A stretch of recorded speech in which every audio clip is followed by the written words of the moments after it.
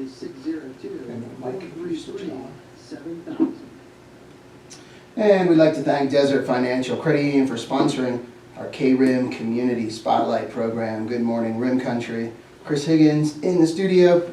Hope you're enjoying this nice, wet Wednesday morning. Mixture of rain and snow throughout the day.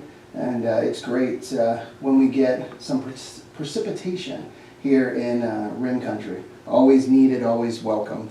Well, this morning, our guest in the studio is District 1 Supervisor Steve Christensen. Good morning, Steve. Good morning, Chris. Good morning, Rim Country. And so that means we're going to be talking the county and what is going on in Gila County. Yeah. Different things. Always things happening. That's for sure.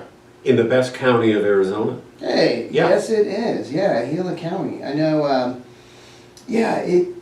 there are so many sites, so many great things to do and enjoy in Gila County, and the diversity is cool. You know, from southern Gila County up onto the up to the rim, and just Actually, tomorrow, I don't know if you saw last Tuesday's paper, but there was an article in there. Tomorrow, February 8th, is the anniversary of the formation of Gila County back in 1881. Wow, I did not see that. 1881. Yep. Wow. Okay. So, what is that? 1881. Quick math, we're gosh. around 140, almost 140. 150 years. 143. Somewhere in there. Yeah, 143. Yeah. Wow. Yep. And so, we didn't become a state till 1912. So. Mm-hmm. Yep, those were pretty primitive. You think we have some pretty wild areas in Gila County. Just think about back then. Interesting. So Arizona wasn't even a state, Right. but there were counties that were established. Yeah, we were a territory. A territory. Okay. Wow. Yeah, that's interesting. The history, and that's something I know. Recently had some guests on our program from the Zane Grey. Museum, Zane Grey Cabin, Rim Country Museum, and the Historical Society. Northern Gila County Right. Historical Society, and talk about a jewel. The museum, the cabin, the buildings there, all the history. Yeah, Arizona has a tremendous amount of Western history already, Mm-hmm. but Gila County has a very rich history, and we have some really great natural wonders like the Mogollon Rim, the Natural Bridge, largest travertine natural bridge in the world. In the world. We have the largest masonry dam in the world, which is Roosevelt Dam. Wow, I didn't really. The largest masonry. Yeah, so basically giant blocks of stone Mm-hmm. built that dam. It's not a concrete dam. Wow. Now it looks concrete now because they added on and they covered all that up, which is a shame. But anyway, it's made out of blocks of stone. Wow. It's also the very first reservoir developed in Arizona. Mm-hmm. And the first, of course, then also on the Salt River, Tunnel River thing. And then the bridge that exists down there is the largest single-span arch bridge in the world. Did you know that? I did not. Okay. Wow. And so also we have the Tano National Monument, where we have indigenous ruins. Mm-hmm. So we have a rich cattle history. And boy, I could probably go on and on. Yeah. We have the Pleasant Valley Wars, which were significant. Mm-hmm. Significant. We have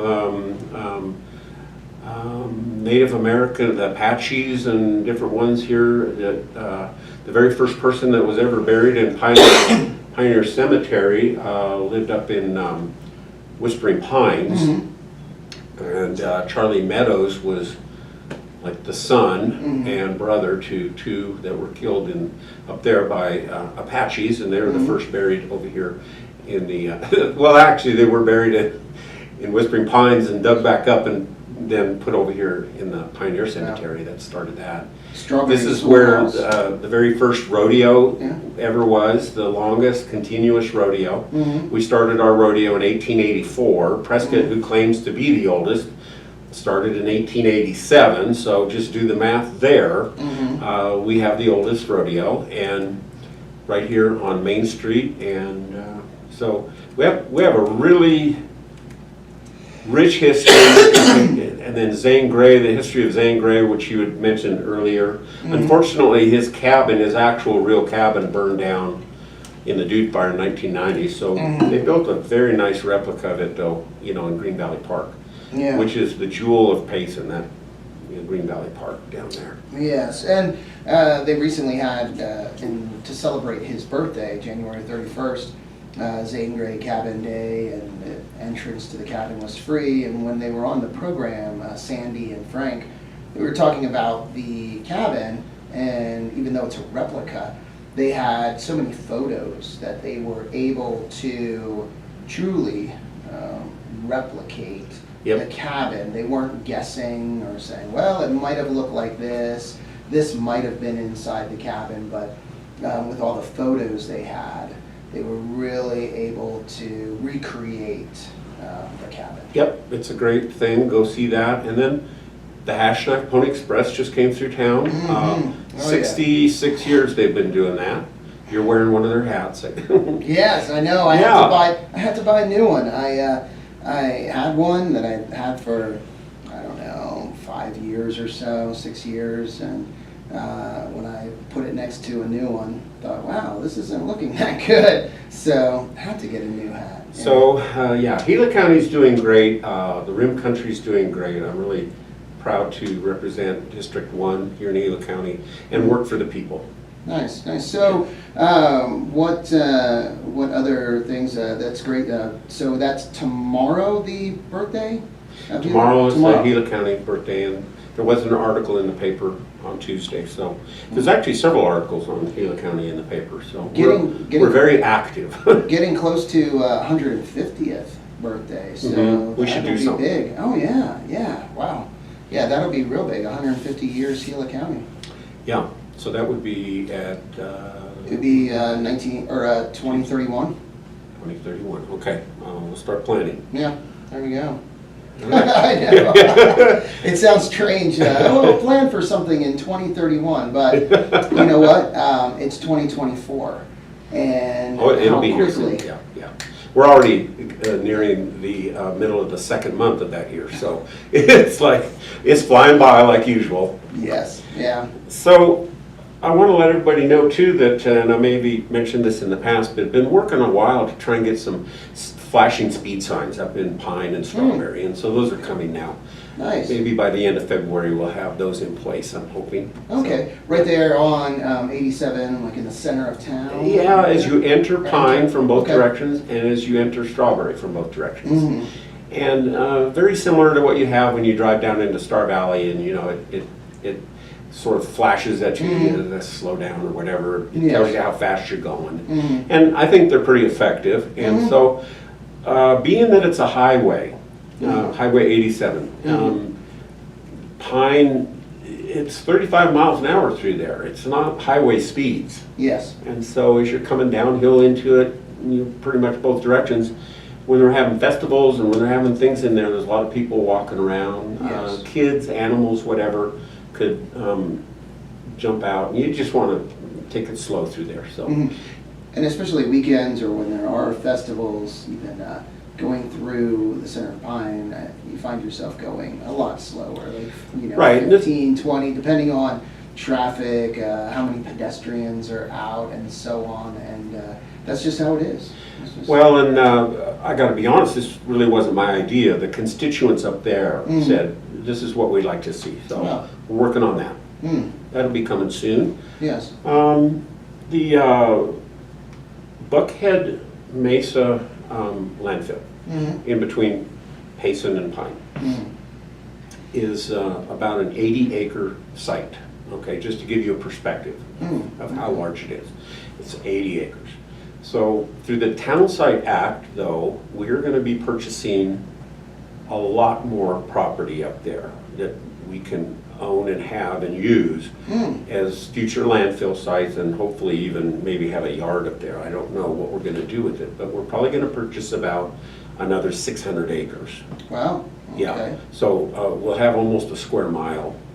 Well, Yeah. we'll have about a square mile up there. Now, is that from the Forest Service? From the Forest Service, yeah. Okay. And so the appraisal came back and, you know, the price was amazingly low. I thought it was crazy. It's a once in a whatever lifetime opportunity. We get it one time and then, so we're gonna take advantage of it. Oh, yes. But the bid came in, or the price that we're paying per acre is just a little over $1,700 per acre. Oh, my God. Yeah. Count me in for 50, right? But Yeah, no, wow. it's only because it's the government, it's only Yeah. because it's the county, and it's only because it's the Forest Service and the Town Site Act and blah, you know, whatever. Yes. So we're able to do that, so we're gonna capitalize on that. We're gonna purchase more than what we really need, but once we have it, who knows? We can use it. Maybe we won't use it right away, but we'll use it for something down the line. Maybe when we're all gone, somebody will go, well, I'm sure glad they did that. Well, it's great to see the county and you and the other supervisors thinking about the future. Yes. And not just thinking about now, but looking at 20 years, 30, 40 years down the road. Well, that's, honestly, I think that's one of our primary duties, is to think about the future. And so we're doing a lot of remodeling right now. So we did receive some COVID money. It's called ARPA, it's the American Rescue Plan money. We received approximately 10.5 million. So we have a certain amount of time to spend it, and it's a few years, but we're getting to the point now where at the end of 2024, we have to have it allocated or committed. We have to say this is what we are going to spend it on, and then we have to have it completely spent by the end of 2025. So we have committed now upwards of approximately 9.7 million of it, and a lot of that is around the county, countywide, you know, with upgrades of digital, digitizing all of our records and the different things that's going to make community development a lot easier for builders and the public. And they can come in and they can, their plans will end up being digitized. They can access things on the computer.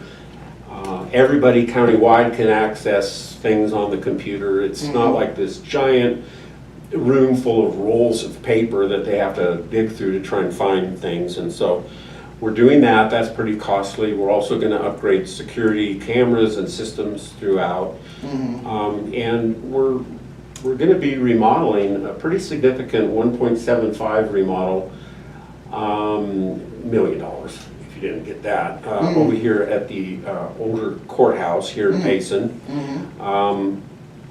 A lot to do there. We're going to be putting some money into the current sheriff's department where they are right now to make that better, more upgraded. It's pretty run down inside and stuff. And so we're not really dressing that building up with a lot of money because we don't know if we're going to be able to keep it or what we're going to do later. So we're going to make it workable right now. So I think that that is going to be a little less than 200,000 we're going to put into that. Gotcha. And of course, we just purchased a property here on Main Street as it came up available that borders our county campus already.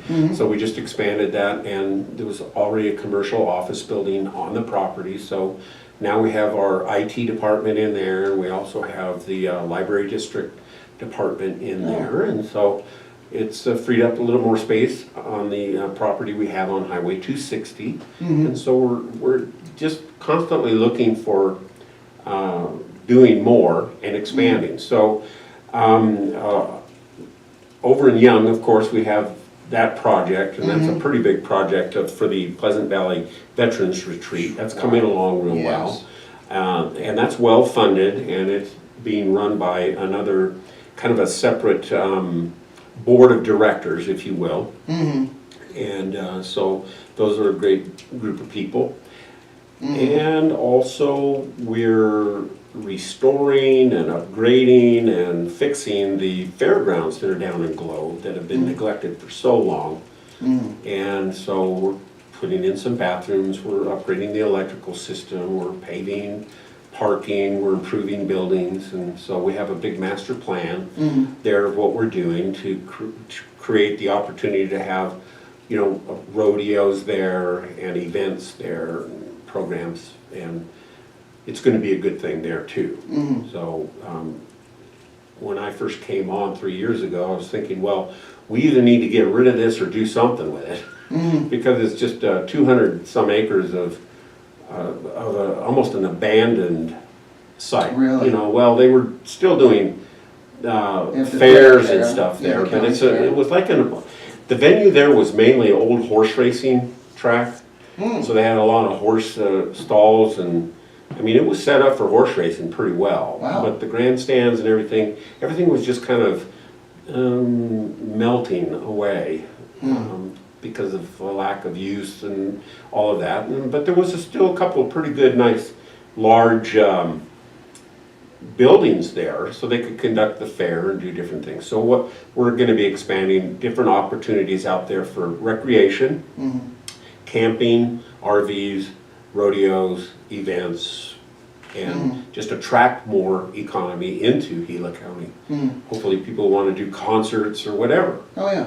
Now, do they have a rodeo? And I'm not familiar. Do they have a rodeo? No, down there I annually, don't or- think so. No, I don't Okay. think so. If they do, I don't know. Mm. If they do, I don't know where they do it, because the fairgrounds was not a place to have a rodeo. They did not have a rodeo arena. Gotcha. Okay. And so they've since gone in and taken out a lot of the infrastructure there that was for the horse racing. Well, you know, when you horse races, it takes a pretty big track, so Oh, there's all wow, these yeah. railings, and so, yeah, it's a big cleanup. And so they're actually gonna have two places, I think, for rodeo, two rodeo arenas there. Oh, nice. Yeah. Oh, that'll be And good. so those are all expensive projects that we're able to pay for through the funds from the federal government, and so that kind of a thing. And so Gila County government, pretty healthy, I think, the way we do it. We have no intention of, we have no need to raise the property taxes or anything like that.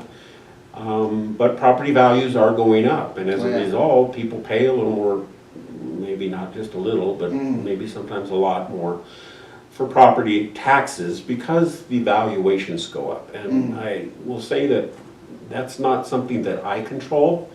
That's controlled by the assessor's office, which is another elected official. Well, it's also controlled by the market and It's controlled by the market. desirability It's of where you market-based. live. Yeah. And then the assessor then Yeah. is driven by that. Yeah, And yeah. so the assessment on your property fluctuates according to the market. Yeah. Well, I've told people that have mentioned that to me. Would you want to live in an area or a place where your property's value is decreasing? You would not. You would not, because that speaks to then the community or the area you're in. It's not desirable. There's problems that are causing your property value to decrease, maybe heavy crime, lack of jobs, whatever it is. So yeah, I wouldn't want to live in an area where property values are decreasing. Well, there's some areas in the county, southern part of the county, where the communities are struggling very much, where they don't have enough money, so they have to keep increasing taxes, like in the community. So the county's not increasing the rate, but the town is, and because they can't pay for any of the infrastructure. They can't keep a police force. They can't do fire department. They can't do much. The schools are struggling tremendously down there because there's just, people are moving out, not in. Yeah. And people are moving out because the taxes are going up. And people are not moving in because the taxes are too high. Yeah. Or there's no economy there. Well, yeah, I think it really comes down to what the community offers. If it's a depressed community, people aren't going to be moving to the community. Right. So as the community, loses residents, then yeah, there's a challenge to pay for services. Eventually, services go away, or the level of the service decreases. So Yeah, and age-old industries. So Payson lost its sawmill a long time ago. Now Payson has survived, but it's not because it was dependent on that sawmill entirely. But the economy in Payson at one time was very dependent on the sawmill, ranching, and maybe construction. Yeah. But now it's diverse enough to where it's surviving quite well without the sawmill. But in some communities where mining was primarily the industry, if that mining closes down, all the retail, everything there's no one buying anything anymore. So they all move away. And I experienced some of that. I grew up in Douglas, which is down on the Mexican border. And so they had a big Phelps Dodge smelter there. And eventually the smelter closed and the smelter was torn down and all of that. But Phelps Dodge actually had their western headquarters in Douglas for a very long time.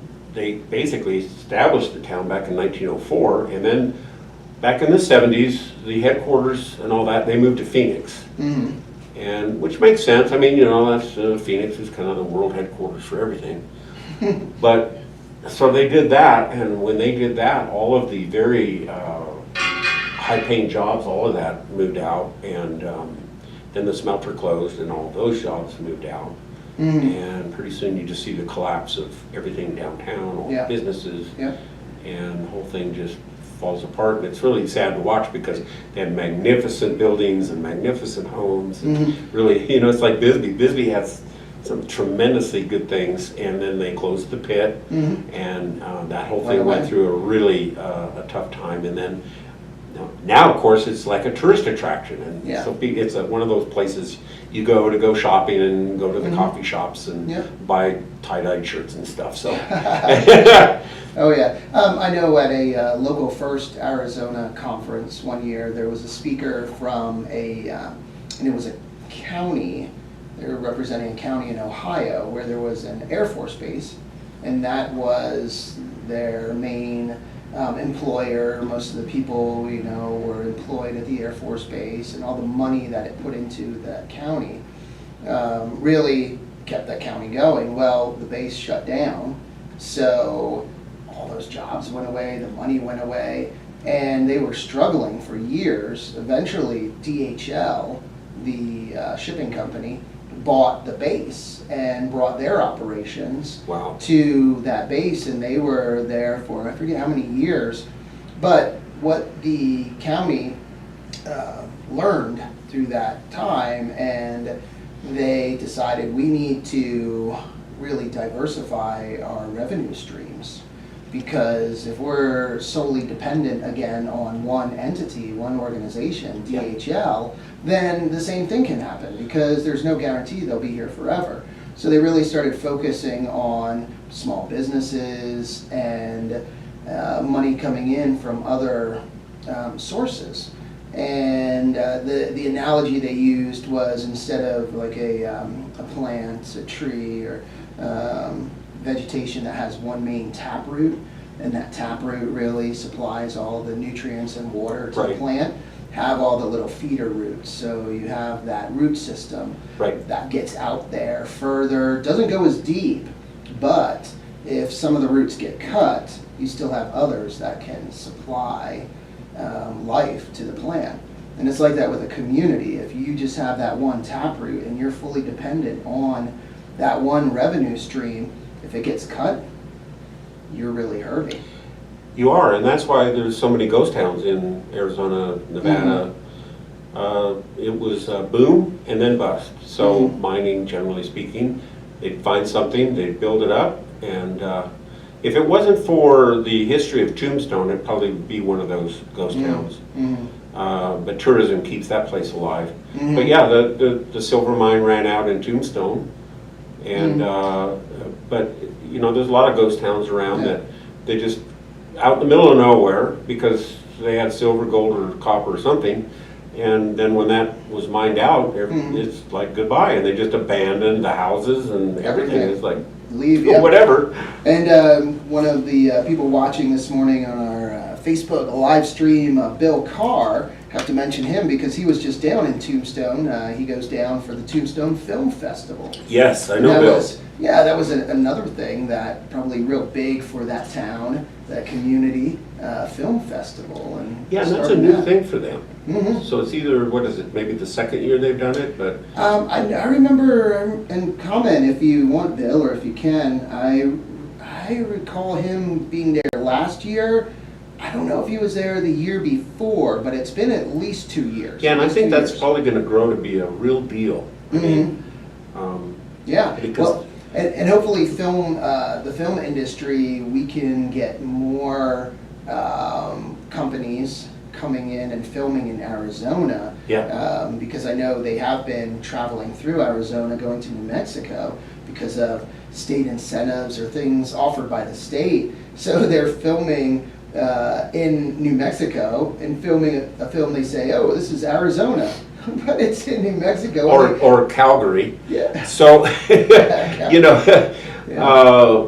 well, at one time we had Grizzly Adams. The series was Yeah. in part sometimes filmed here. Yep. They had like 3 different locations, one of which was this area. Do you know? I know someone that was in one of the episodes. Yeah, who's that? Lori Brandt. Lori, her mom, Ellie Ishki, or Ellie, who was the vice mayor at one point, and Lori, she showed me pictures. She was a young girl, Yeah. and she was cast as one of the Native American girls in one of the episodes. That's yeah, really neat. Grizzly Adams. Yeah, that's really neat. Yeah, that'd be fun. And I know, well, Bill Carr and others have been involved. The 12 Westerns in 12 Yeah, the 12 months. Westerns, 12 months, yeah. Yeah. And that's the guy that has started up the film festival down in Tombstone. Mm. The guy that does Okay. those 12 Western, 12-month things. Yeah. Yeah. So, yeah, a lot of fun things. Well, it's 10:30. Also, Oh, my. I know. Also need to say hi to Maya Crespin watching, and she commented, "Thank you, Steve, for all your hard work and dedication to our district." She's great. Yeah, oh, Maya's awesome. Hello, Maya. Hope you're having a great morning. So, yeah, it's a lot of things. Is there anything you want to mention real quick? No, there's nothing real quick. So I will say that I'm also on the Legislative Policy Committee with the County Supervisors Association. So the legislature in Phoenix is they've over 1,500 bills they've proposed. Mhm. It's kind of crazy times down there. So Mhm. I kind of monitor that for the county. So, All right. yeah, Well, great. All right. Well, thank you, Steve, so much for coming in. thank you. And thank you for all you do. And thank you for taking the time out to come. And that's one thing that you do really well is getting out and talking to residents. I try, I really Yeah. do. Yeah, you're very accessible, and I am. It's great. Yeah, give me a call. There you go. All right, thanks, Chris. Oh, you're so welcome. Thank you. Thank you, everyone, for watching and listening. It's time to get back to the music with some Beatles, Marvin Gaye, Pink Floyd, and more. But let's first get a quick update from the National Weather Service, and we can tell you, as meteorologists, certified meteorologists here in the KRIM studio, it's what would you even, snowing, sleeting? What is that? It's wet snow. There's wet stuff falling from the sky. All right, have a great day, guys.